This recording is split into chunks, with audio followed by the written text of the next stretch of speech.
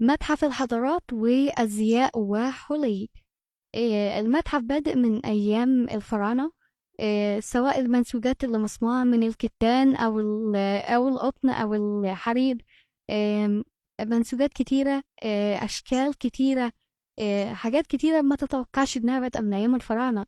آه، في كمان المعادن، في الذهب، في الأحجار الكريمة، في تلوين المعادن، في كمان الفولكلور الشعبي، الأقاليم المصرية كلها، الصعيد، بحري، بدوي، سواء سيوة، الداخلة، الخارجة، سينا.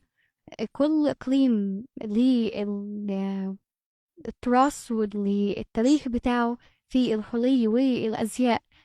كل حاجة، الكردان، أي حلق ليه اسم، ليه مسمى، ليه الإقليم بتاعه، ليه التاريخ بتاعه، ليه التطور بتاعه في الشكل، الملابس والأزياء، الجلاليب، الملس، الجرجار، الشال. كل حاجة، كل إقليم ليه البصمة التاريخية الخاصة بيه في الأزياء والحلي. هنا جبنا شيء من كل شيء علشان ما ننساش شيء. ده اللي موجود في متحف الحضارات. أرجو إنه ينال إعجابكم. خلص الكلام، سلام.